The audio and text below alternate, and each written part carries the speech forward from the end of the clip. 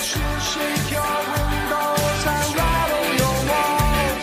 But the times they are changing. Yes, they're changing.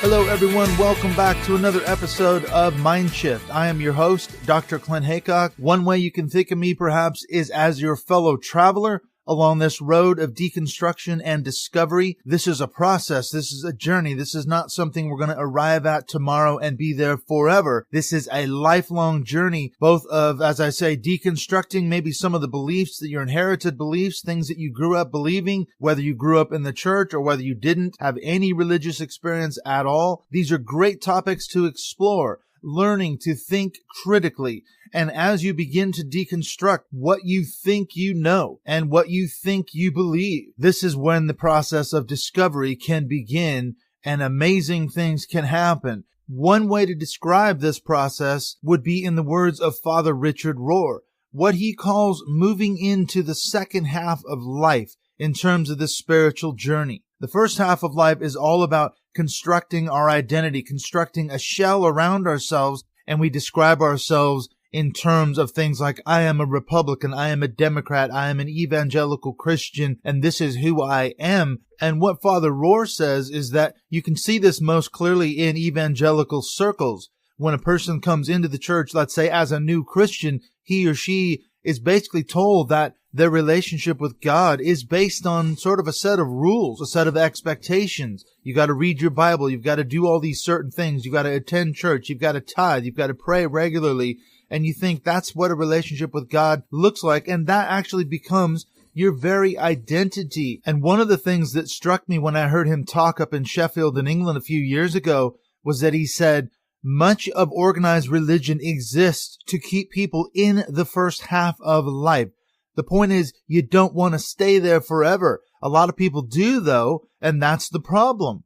And it's sometimes a jarring experiences of suffering that moves us out of that comfort zone that we've built around ourselves, that shell that we've constructed, and we start to deconstruct it, and we start to question some of the things that we've been taught and some of the things that we've stood so, adamantly for. And what happens is, as we begin to deconstruct and question these things, this is what he says, that necessary suffering often propels us into the second half of life. And this is where the journey of discovery really begins to take place. And it might be interesting as you listen to this conversation with Andrew Gurevich to sort of chart his own journey from first to second half of life. He's one of the smartest, most intelligent guys I think I've ever met. We talk about this a little bit in the episode. We met in Bible college back in, I think it was 1994 or so. We played in worship bands together. We did a lot of classes together. We went on to seminary. We worked on an MA program together. We studied Greek and Hebrew. And when you get into his story, which we will in this episode, part 1, I'll be bringing you part 2 next week, the conclusion of my conversation. But Andrew's story is truly an unbelievable one. He is ethnically Jewish, but when I met him, he was an evangelical Christian. As I say, studying away at Bible college. He was a real scholar. He was majoring in Greek studies and went on to study Hebrew as well. And yet at the same time, he was a phenomenally talented guitar player. We played in bands together. We did worship bands and all those kind of things, both around the school and at the same church that we attended for a number of years. So we have a lot of things in common: academics, ministry, scholarship, music.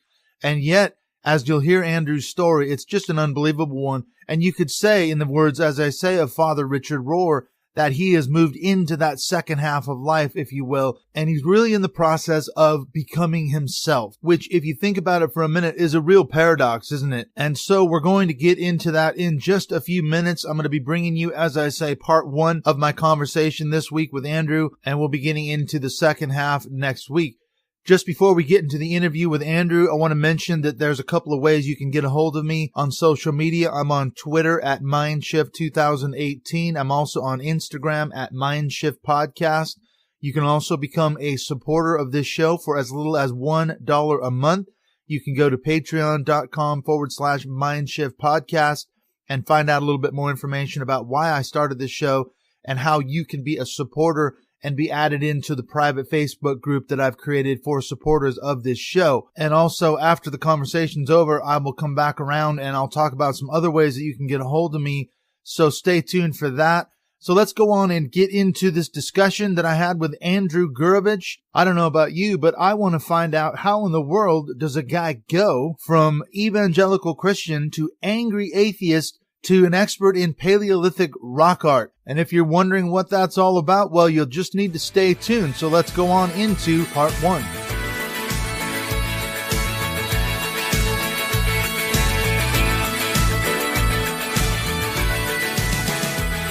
I am here with Andrew Gurevich. Thanks, Andrew, for being on the show. Hey, I'm happy to be here, man. I'm glad we're finally able to set it up. Yeah, we've tried to get together, at least a month or two to try to set this interview up, but we finally got it together. The last time I talked to you, you were in New York City. You were on holiday over the Christmas break there, weren't you? Yeah, I went there to, I was a little bit of a holiday. I actually went there to do a presentation at a place called the Center for Symbolic Studies in High Falls, New York, about some indigenous rock art that I've been studying up here in the Pacific Northwest for about a year and a half. It seems to be a rediscovery of some art at the very tip of the continent here that looks to be 12 to 18,000 years old, and it might be, if it checks out, some of the earliest religious art painted in North America. So I'm really excited about it. And it seems that we've rediscovered it, that it's gone kind of unnoticed since the late 1800s. And so we're trying to dig through what we can and figure out what's what. And I know we're going to talk about that stuff a little later in the program, but that's why I was there. Some friends who work at the place asked me to come out and give a presentation. And they sort of paid for my trip, and so it was almost a free trip to New York. Yeah, it's a sweet gig. You can't pass up a free trip. And you get to talk about rock art, too. You get to talk about rock art, which is a win-win. So, yeah, as you say, we're going to get to the rock art. We're going to rock the hell out of the rock art at the end of the show. I want to hear. Yeah. Now, you and I met in Bible college. That's the funny story in this whole thing, right? Isn't it? We used to play. Well, we have a mutual friend, John, and we all played in basically a worship band together, didn't we? You still play guitar? I took a break for about 10 years because I had, I walked away. We'll probably get into this, but I walked away from the faith and had a period where I had so associated playing music with playing that kind of music by that point that when I walked away from the faith, I was I would pick a guitar up and nothing would, I had no inspiration or no, affect for the thing at all. I would just kind of stare at it blankly. And so I thought, maybe this season of my life is over. But it's been just recently. It's only been about the past year that I've actually picked it back up again and started clunking around. And at first, it was a horror show. I'd almost forgotten everything. But now some of the precision and stuff is coming back. But yeah, we played together. Yes, we did. You were an instructor of mine as well, weren't you? You were that is true. A Bible study. I was lab instructor. I was teaching the books of Jonah and Ephesians, and Andrew was one of my students. And, you said you blame me for your deconstruction. It all started back at Bible college. All the heresy that occupies my soul now, I can trace directly back to your class. And so just lay it at my doorstep, man. Just go ahead. Now, this is the funny story. The first time I met Andrew in Bible college, you were a year behind me. You and John started a year behind me. The first time John introduced you to me, and the first thing you said, we shook hands, and you said, "Hey, I'm the best blues guitar player on campus." You remember saying that? That was our introduction the first time we met. And I'm like, my goodness, okay, man, that's awful. This guy's got to be good. I would not say something like that now. I think I had taken the temperature of the place and found out it was mostly like a bunch of white people like me, and so I thought I could make that claim relatively safely. The funny thing is there's a cat named Bobby Gerard who came around right after that blew me out of the water. So that wasn't even true. I played in the band with Bobby too. Yeah, that's funny. Yeah, we played in the band together. I would never say something like that. Yeah. I hope I was kidding at the time. I don't think you were, man. You know what it was, man? I was probably so insecure. I was probably so nervous and insecure. I was out of my element at the school, and so I was probably trying to talk a big game just to seem cool. But I remember being a scared, insecure guy during those years, and I tried to be funny and outgoing as a way to cover that. Yeah, and that's the whole thing. We got to get into this story. You talk about, an interesting, unbelievable story. I remember because not only did we play in worship bands together, we ended up going to the same church together for a long time. There was a lot of students at this church that was a local church in Portland, wasn't there? That a lot of us ended up there. And funny enough, even after you left, I stayed on. I became an elder there. I became the head pastor there, which is a whole nother story. But for a long time, we went to church together. We played, and we went to seminary together as well. We did, well, basically an MA program together as well. So, you know, Andrew and I, we've had a long history of music and academics, and we studied Greek and Hebrew together and all this. So, yeah, it goes back a long ways. I mean, it's been quite a journey. But I remember you sharing your story of your upbringing one time in church. And I still remember, this is an unbelievable story. I mean, I don't know how much detail you feel, you know, able to go into, but can you talk about your kind of upbringing and how that led you into the church and how you ended up in Bible college? And it's a long story, I know, but can you give us the overview? Yeah, man, absolutely. I'll give you the cliff notes. You know, it's a funny story because in so many ways it's become normalized to me. And when I talk to people about it and I see their mouths drop open, I'm always a little bit shocked. And also over the years, some stuff has been coming back to me. I'd kind of forgotten or suppressed a lot of things. But I was the youngest of 6 children. My dad was married 5 times and had kids in each of those relationships. I was the last child and the only child from his last marriage. He was in the mafia. In fact, if you go on Meyer Lansky's Wikipedia page and look at the picture of him, the guy standing behind him is my dad. Wow. My grandfather moved to New York in the early 1920s to avoid the Stalinist sort of things going on with Jews in Russia, and he moved from the Kiev area and immediately fell in working with the Italian and the Jewish mob in New York City. So this is, if you watch Boardwalk Empire, this is guys like Arnold Rothstein, Lucky Luciano, Bugsy Siegel, Meyer Lansky. Yeah, so my dad came up doing that work for a living. And, you know, we moved around every couple of years. We'd move to Manhattan for him to do some kind of work, and then we move to some little tiny town in the desert or in the middle of nowhere for a couple of years for him to lay low. And then we'd move back to New York and then back to the middle of nowhere. And so that was real disruptive as a child to never really take root anywhere and have friends and grow up in the same place. But my family was incredibly violent. I was physically and sexually abused by my older brother. All my siblings were at least 15 years older than me, and they were all half siblings. And then my father was a real violent dude. He was violent towards my mother. If you pissed him off, he would come at you frequently with a loaded 12-gauge shotgun and shove it down your throat if he got mad. He was a really, really violent guy. And so, you know, I was like I tell people, I was kind of raised by jackals and wasn't given any sort of understanding of what it was to be a compassionate or sane person in the world. And the only real place that I had once I hit about 13, 14 that felt safe for me was music. I got really into music. I started playing guitar young, and I made a dear friend in the town that I was living, and we started playing in a band together. And that was kind of my only safe space, my only outlet. And about 5 years into working with him, he became a Christian, which was devastating to our goth rock band, obviously, right? Yeah. And to the friendship. But in order to try to keep both of them going, because it was my only lifeline away from my nutty family, I started going to church too, just sort of to keep this friendship. Keep the band together. And when I got there, keep the band together and keep the friendship together. And when I got there, you know how it is, right? You know, the church, depending on the church and depending on where you are and what congregation you're interacting with, but they can front load with a very different kind of energy than what you end up being exposed to down the road. And that's not true of all churches, but 2 things that struck me once I got there was that this was a place where you could seek the Father's love. Remember, I come from this family with all of these older siblings that were all very abusive and all very violent towards one another and all competing for my father's attention and for his money, all from different mothers. And so to seek Father's love in my family was a very dangerous and often very violent thing to do, especially for me as the youngest. And so to go into a religious community where the whole thing is about seeking love and approval from the Father, and it's something you're supposed to do individually and together and encourage one another in doing that really spoke to me early on. And then the second thing was, as I became a husband and a father myself, I had no fucking idea how to do any of these things. I had no idea how to be a compassionate and loving moral person or how to engage even the world in any sort of normal sense. And so what I had hoped was that the church would provide that for me, would give me some sort of structure that my family didn't do in order to sort of know how to be a compassionate and loving human. So that's how it all started. That's an unbelievable story. So yeah, obviously as you're getting married, you're hooked up in the church thinking they're gonna provide all this structure and function. I mean, coming out of a very dysfunctional home, obviously extremely dysfunctional. Most people obviously cannot relate to having a father who's a mobster. So this is an unbelievable story, isn't it?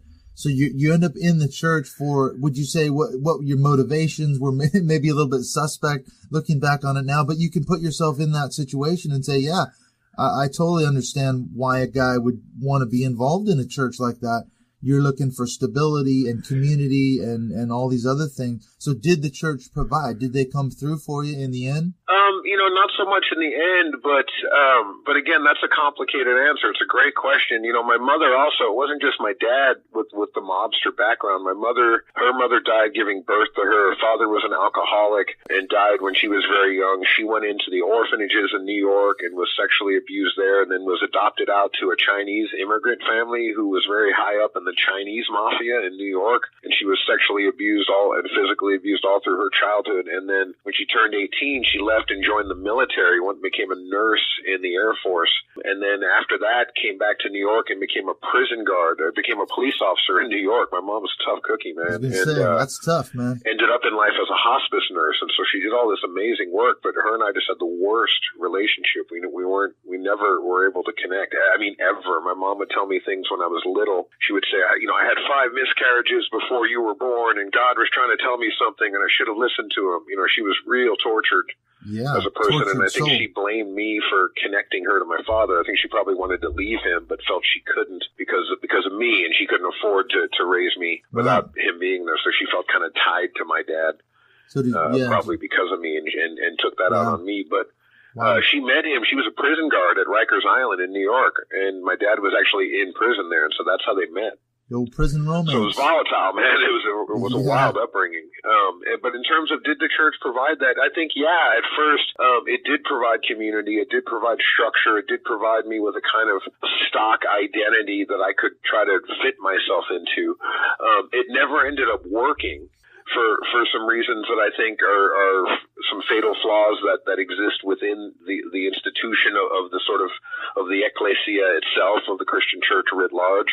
But then also for some personal things, like we discussed when we talked last week in our pre-interview, I talked about how I had a lot of anger in me. I had a lot of brokenness in me that came from the sexual abuse and from all of this other stuff that had happened that I hadn't even gotten in touch with. And so I was a very angry dude back then. And I hadn't even fully understood many of the causes and the reasons why. And so when that stuff didn't just magically vanish once I started going to church, I built resentment and started to think, I wonder if this thing's legit or not. But I can't really blame the church for that, because these were things that were so deeply woven into me and into my history and into my own story that I hadn't unearthed them yet and hadn't processed them yet and brought them out into the light.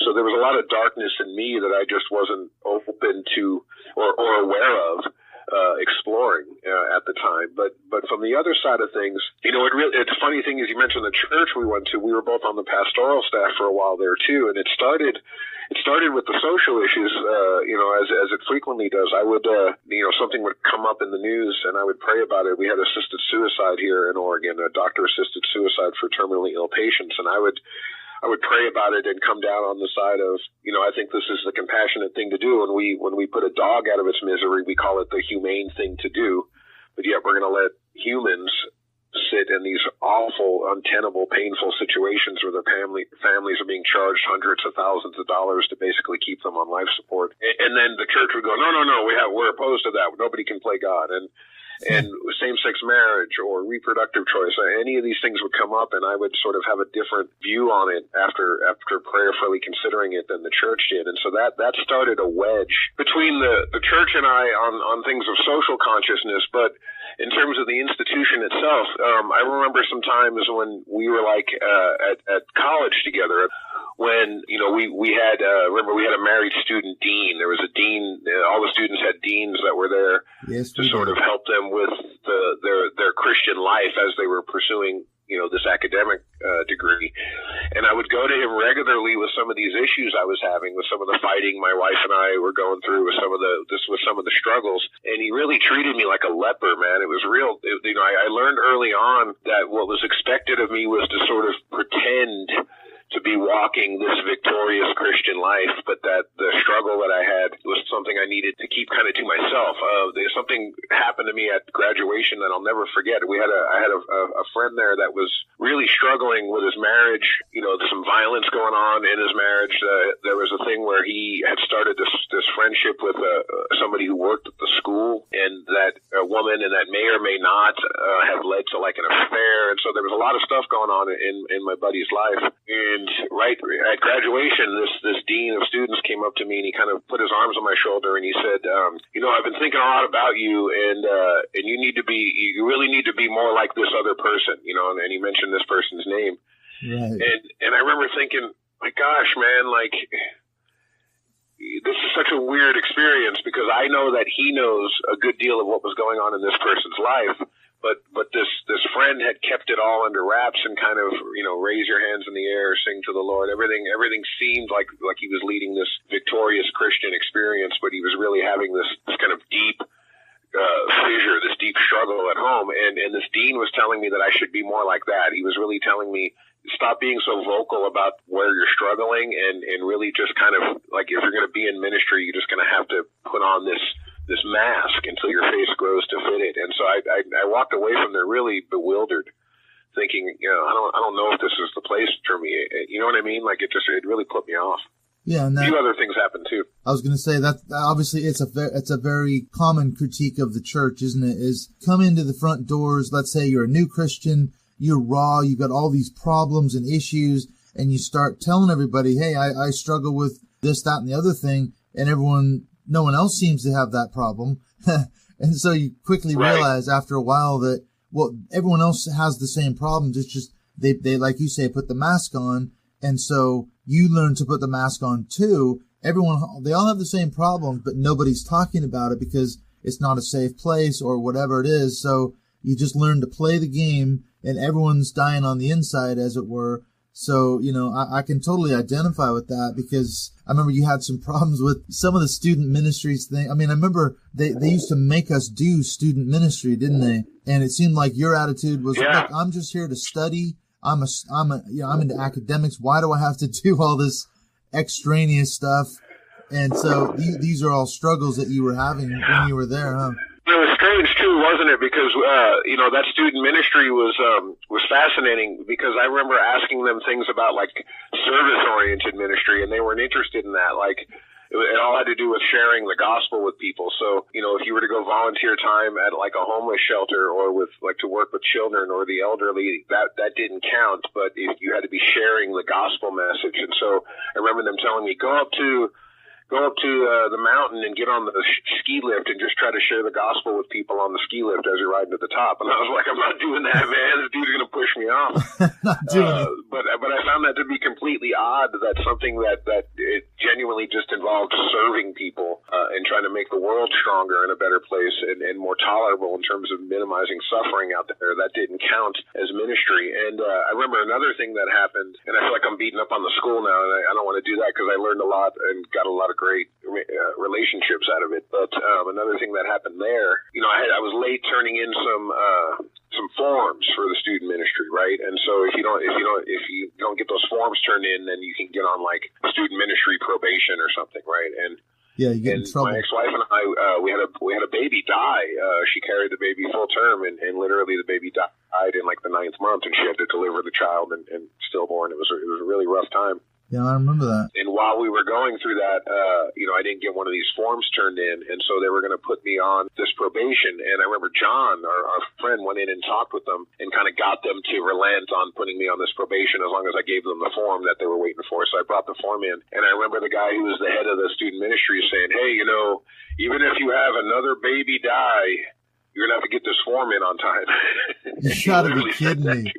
Are you kidding me? I hadn't even had the funeral yet. Are you kidding? I haven't even had the funeral yet. No way. And that was another one of those moments where I was like, where am I, man? Like, if I was on some pagan campus, people wouldn't be talking to me this way. Like, there's something going on here that's really odd that has to do with a kind of faithfulness to an ideology that becomes almost rabid. Like, that there's no place for common humanity when you're pursuing purity so drastically, if that makes any sense. Yeah, I mean, I know what you're saying. I mean, there's a lot of things where it was treated like a business, But yet if it was supposed to be a Christian organization, we had our youngest daughter, she was in the hospital, she had surgery and everything else. And right in the middle of that, the school dropped a letter in the mail saying, we're going to sell your house, because we were renting from the school. And I went in there probably to the same person. I said, my daughter's in the hospital. She's like 5 weeks old. She just had major surgery, and you're going to sell our house out from underneath us right in the middle of the term. And they were like, well, the school needs money, so that's just the way it is. And, you think, wow, really? This is a Christian organization, and that's the bottom line is we need money, or, you got to turn that form in. It just becomes an institution. So, yeah, you're right. I don't want to bash on the school either, but, you got to wonder what's going on. So what happened then? Because I know you and I went on to seminary. We were doing an MA degree there. And then at some point I left, I think a little bit before you did, and you carried on. But at some point you went on, I guess, what would you say, you became an atheist, an agnostic? How did that all happen? Can you kind of walk us through that? Yeah, my marriage was, again, I had all this internal pain that I hadn't even really come to terms with yet from my upbringing. I thought I had some of it, but I really hadn't even scratched the surface on a lot of it. And so, it just kind of had me a mess. And my marriage to my wife, mother of my children, was falling apart. I was in seminary. And I was, like I said, I was already starting to kind of walk away from fundamentalist evangelical Christianity on the social issues. But then I guess the third thing that hit, the third leg of this stool, was the theological problems I started having. And I just started realizing that it was really the doctrines of inerrancy and inspiration. Like we talked about before, we were reared in a system that really was the West Coast's version of Dallas Theological Seminary. And so there was a very particular, very rigid scriptural interpretation grid and ways of understanding the transcendence and of the gospel message that was extremely limited, extremely rigid, yes, and really characterized by all that it leaves out in terms of the dynamism of human experience. And I found myself exhausted from a theological standpoint trying to support and proclaim these ideas that I never really resonated with, but was told, through my education were the only way to approach the deity. And it just got to a point where I couldn't do it anymore. I'd find these little savings, like when we'd study with John Sailhammer, there was a guy named Jerome Vernal at Western who was like a philosopher that had studied in Leuven and was an amazing guy, and he was into medical ethics and stuff. And so I had a couple of profs that I studied with that really fed my curiosity still, but I really was just becoming increasingly alienated with church. And I think it had a lot to do, probably the last straw was the uncritical evangelical support of the Bush administration all through the Iraq and Afghanistan wars. And I just thought, how in the world is the church become so hungry for warfare? It just alienated me to a spot where I was like, I just don't think I'm a part of this outfit anymore. And the first thing that happened was that several pastor friends of mine came to me, and the first thing they tried to do, they like Job's counselors, the first thing they tried to do was sort of shame me back into the faith, like, hey, you just need to believe again. And I was like, well, it's just that simple. That's much easier said than done, man. Like if I could just turn a switch, I would, but it's just not there. Yeah. And then the next piece of advice I was given blew my mind. Some friends recommended, they said, hey, just do the gig. You're a professional Christian at this point. There's a congregation depending on you. There's so much about your actual minute to minute, day to day life that's tied up. It's not just like being a parishioner. When you're a theologian or a pastor, your sort of whole life is tied up into this work. And so a few friends recommended that I just keep doing the work, and that someday my faith might return or it might not, but that I should just do the job. Right, just fake it till you make it. And it would just be it. like any other person who's got a job that they don't really believe in. And these were pastors that were telling me this and saying that, hey, I lost faith 15 years ago, but what am I going to do? You got to keep the gig.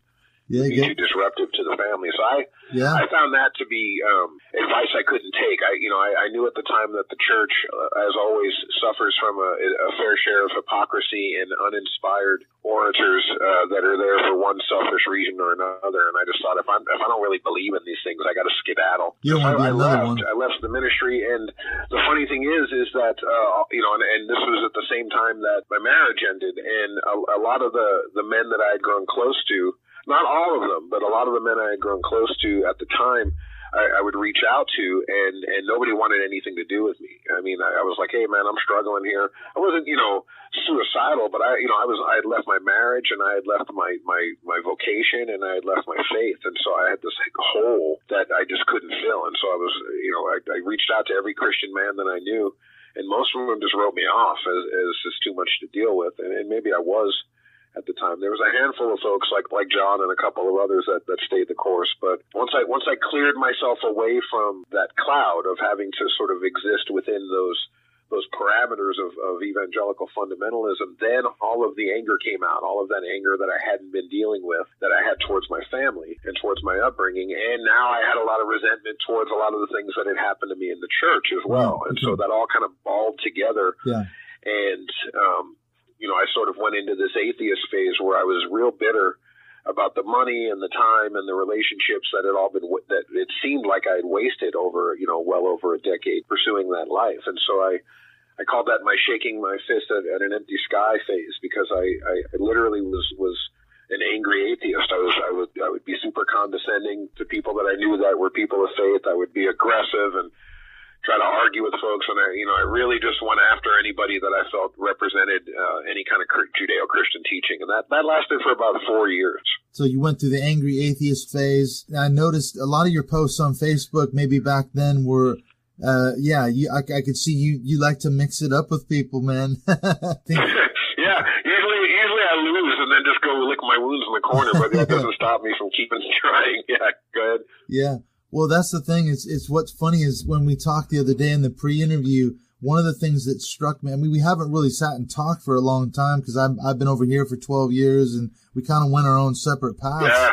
But one of the things that really struck me was that I felt you've become a much more complete person, much more at peace with yourself. Since the person I knew back then in Bible college and seminary, you're probably one of the smartest guys I've ever met as far as learning the Greek and the Hebrew, and you had all this knowledge. But, I could see that you, like you said, you were a tortured soul too. I mean, I was too. I still am. I mean, I'm a mess too, but yeah. At least I'm not standing up in front and preaching, telling people what they should and shouldn't be doing. I can't do that anymore either, like you. I mean, I looked at that and I'm like, no way. I can't be that guy anymore. If I don't believe in the product I'm selling, what am I doing up here? I have to get out. What are we doing up there? Yeah.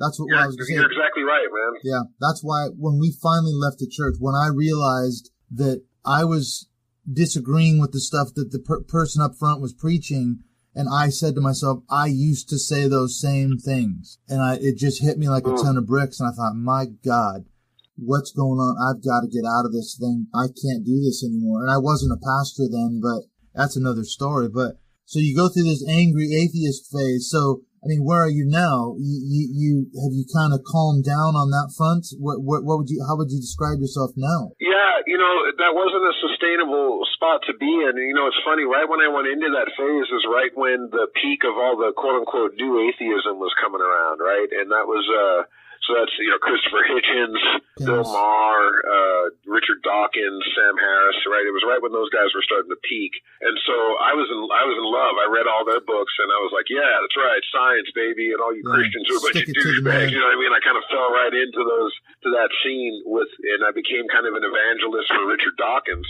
And that whole lineup. And a couple of things changed in terms of where I am now. One is I started finally coming to terms with and working on those parts of myself that for one reason or another I was never able to get to, like this childhood abuse and all this stuff. And so I finally started working through that.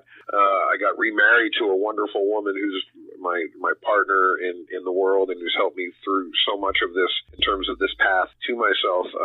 My relationship with my children has blossomed over the past several years. And so the anger has just started to dissipate. And as that anger started to dissipate towards myself and the world and everything else, it started to dissipate back towards spiritual matters as well. And I didn't have an urge to go back to church because all of the other problems I had with the institution in its behavior and some of the theological concerns that I have of any group that can look at this infinite cosmic mystery that we all grow out of and then return to and speak to definitively about how they have the specific answers to that reality and nobody else in human experience ever does. That, I'm still so skeptical of that approach, but my interest in things of the spirit and of myth returns, right? And so I went back to school and I got a second bachelor's and master's in literature and mythology, and I started teaching here in Portland, and I was teaching writing and literature, and somebody asked me, they saw my background, and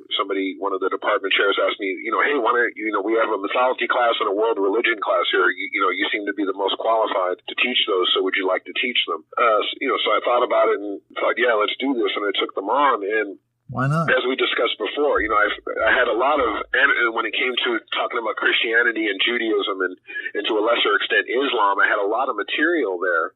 Yeah, because I had all that training there, but I had to check myself and kind of make sure that I had to really check that I wasn't coming at it with that sort of harshness and that condescension and the anger that I had personally felt towards the church, because I don't feel like it's my role to lead people to Christ. I don't really feel like it's my role to lead them away either. You know what I mean? Like that's on them. Yeah.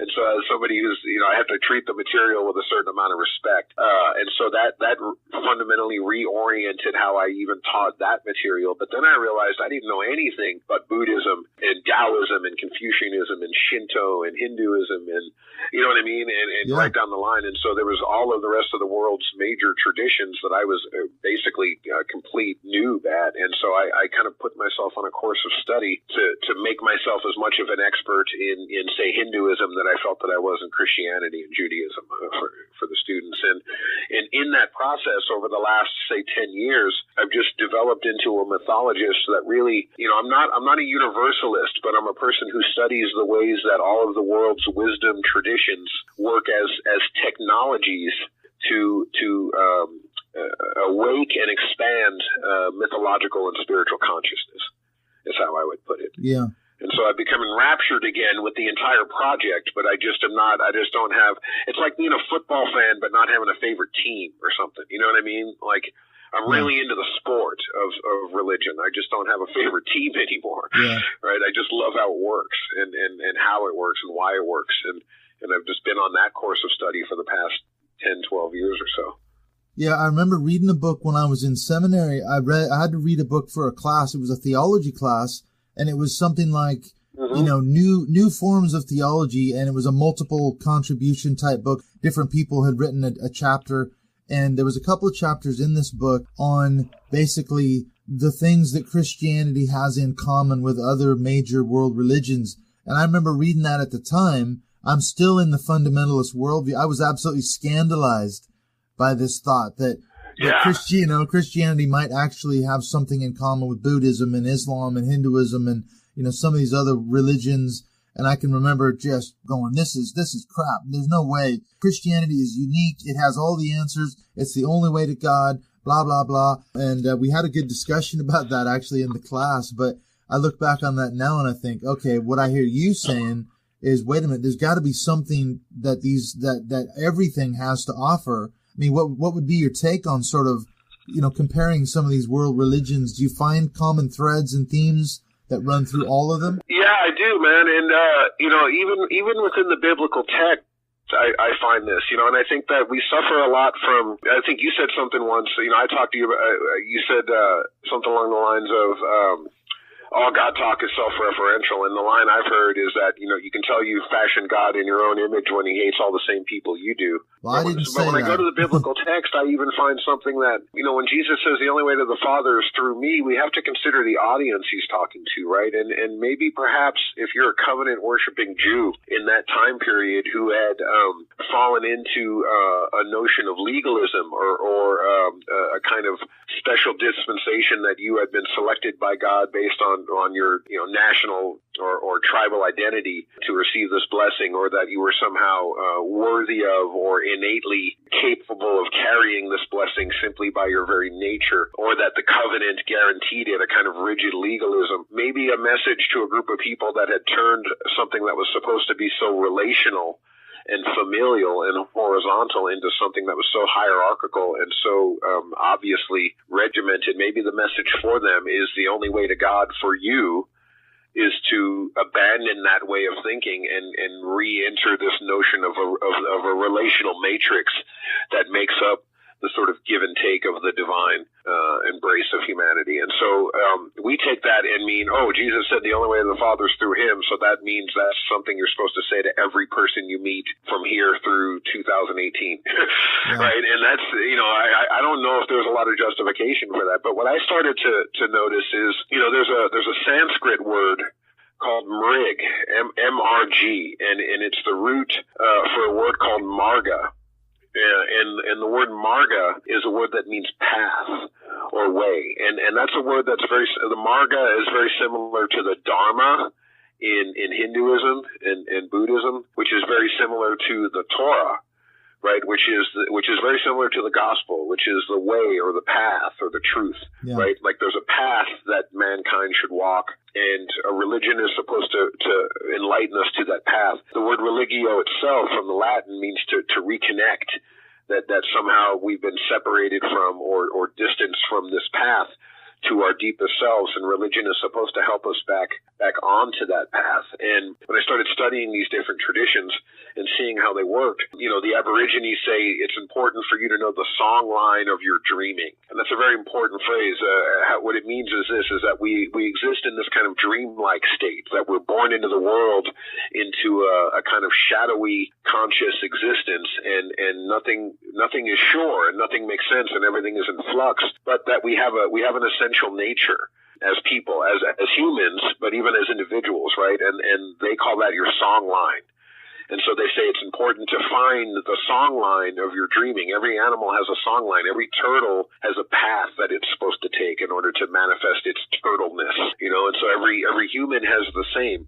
And this is the mrig or the marga. This is the dharma, the Torah. And in the Sanskrit, it goes something like this: that every animal has a path that it takes. If you any animal, whether it's a horse or a beaver or a lizard, right? It has a path that it takes through the world in order to do what it does.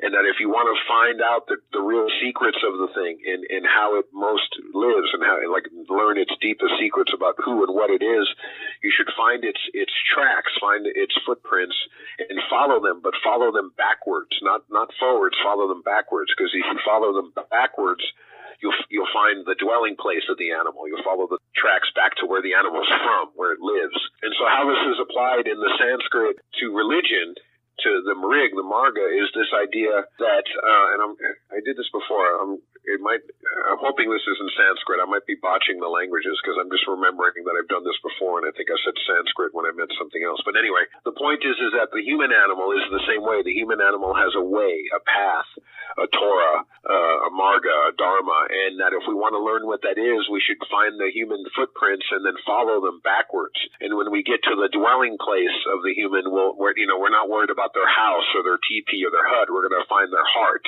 or their soul, right? That dwelling place. And if we follow those footprints backwards into the self, the reality we're going to meet there is this transcendent creative presence that's through some unconceivable mystery we've emerged from into this conscious world.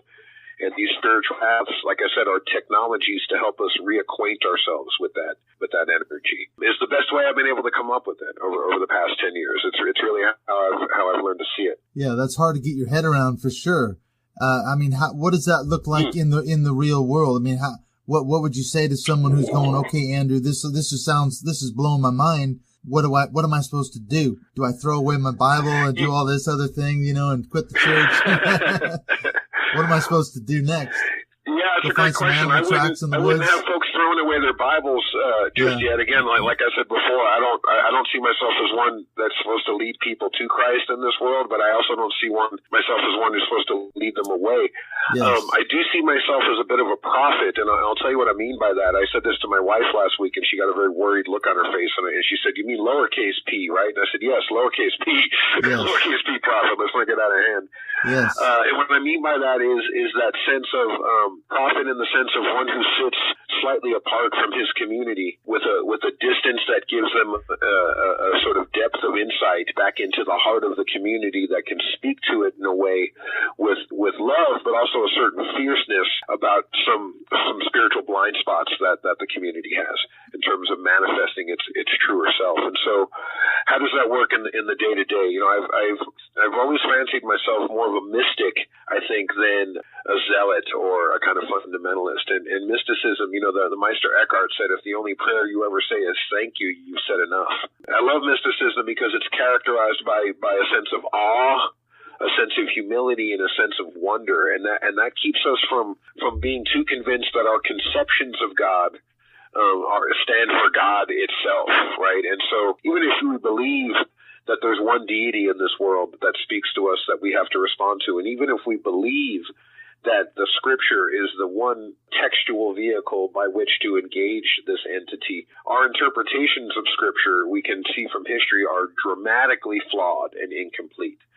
And so even if we got the right God and the right book, we still need to approach with a certain amount of caution, certain amount of awe, humility, and wonder, and an eye to that there's always going to be so many more things we don't understand about this experience than things that we do. And so that keeps us from a kind of rigid fundamentalism, a reactionary political stance, believing we know more than other people about the nature of humanity and the world. The other thing I like about this approach is that it's integrative. And again, I don't necessarily mean with all the other religions, but it does, but partially that. But I think it's also integrative with science and with art and with the rest of human experience. And I have a friend who is a philosopher and a writer who I have a lot of respect for.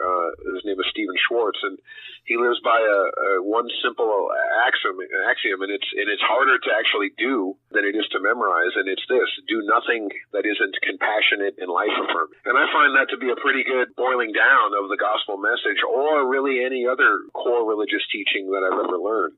That I try to throw myself into this notion every day that I'm here to not do anything that isn't compassionate and life-affirming. Now, those two words, or those two phrases, can mean a lot of different things. But my general advice to people is to start there and then move forward. But if we're starting from that premise, that gives us a way to live and a way to interact with one another that suddenly becomes vibrant and integrative and not so focused on the things we disagree upon and we have to battle over, but it gives us a basis to which we can safely explore those areas that we don't entirely agree.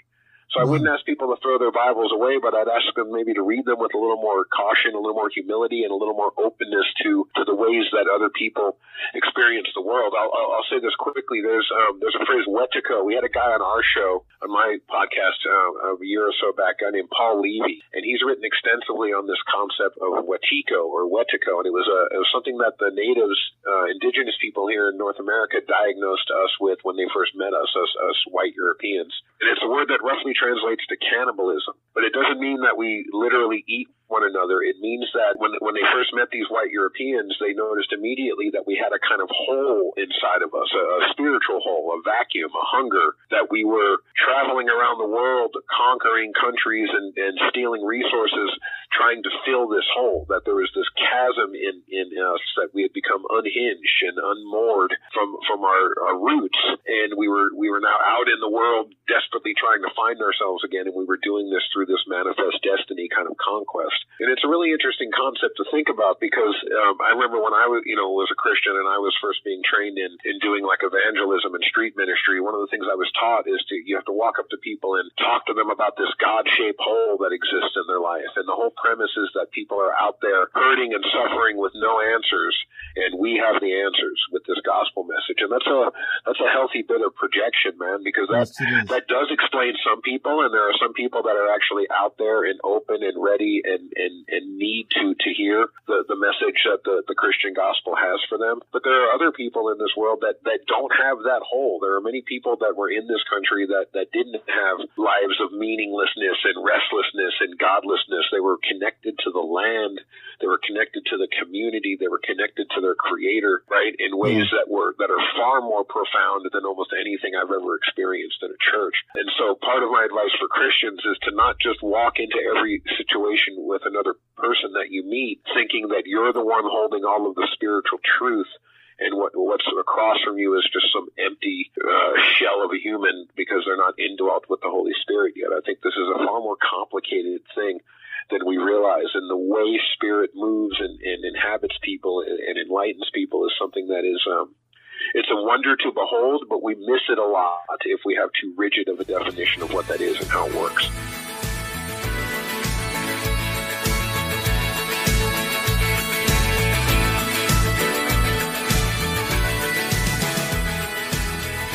Well, I hope that, like me, your mind was expanded, if not completely blown, by that conversation with Andrew Gurevich.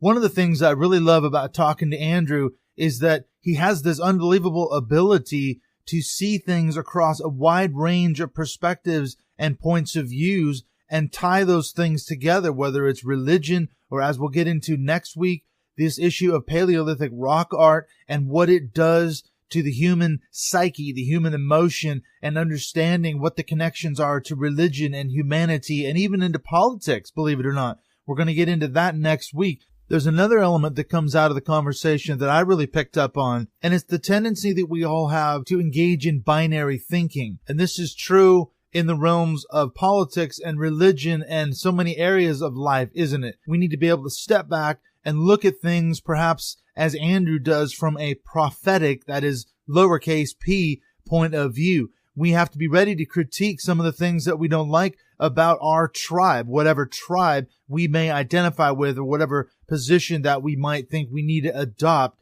As I say, whether it's in terms of politics or religion, we can tend to be very tribalistic. And so that's why it's so important, I think, for people like Andrew to be able to hear what he has to say and listen to his perspectives, especially as someone who's traveled down so many different roads and paths. And some of them, to be quite honest, he's found lacking, especially as he described his experiences in the evangelical church and how that kind of ultimately failed him or failed to deliver on its promises. And he's had to go searching in other areas to try and find himself, as it were. And I think that comes through as he describes his own journey. Now, I mentioned before that I was going to talk about how you can get a hold of me on social media. I've already mentioned I'm on Twitter at Mindshift2018. I'm also on Instagram at Mindshift Podcast. You can also send me an email if there's anything in this episode that you want to talk about, and I can connect you with Andrew as well. My email address is preachersforum@gmail.com. You can also drop by and like my Facebook page, and I'll put a link to that in the show notes. In fact, all the contact information for all these ways you can get a hold of me are in the show notes. So make sure and take a look at that if you want to touch base with me. Give me your thoughts. Give me your feedback. Also, please leave a review, leave a rating on iTunes or Podbean if you would, which helps with the show's visibility. So I'm going to let you go. I'm just going to mention again that we're going to get into part 2 next week with Andrew and finish up this dialogue. Also, coming the weeks after that, I'm going to be bringing you a fantastic conversation that I had with atheist David Fitzgerald. He is the author of the book Nailed, 10 Christian Myths That Show Jesus Never Existed at All. We get into an unbelievable conversation about the historicity of Jesus. Did Jesus of Nazareth actually exist? Did the person that's portrayed in the Gospels, Jesus, who did all these miracles and did all these and said all these wonderful things, did he actually exist? We're going to look at the historical record and talk about the implications, not just for Christianity, but for all of humanity, really. So stay tuned for that coming up in a few weeks with David Fitzgerald. All right, thank you once again for joining myself and Andrew Gurevich. As I say, be sure and come back next week for part 2. I am your host, once again, Dr. Clint Haycock. Thank you for joining me on this episode of Mindshift.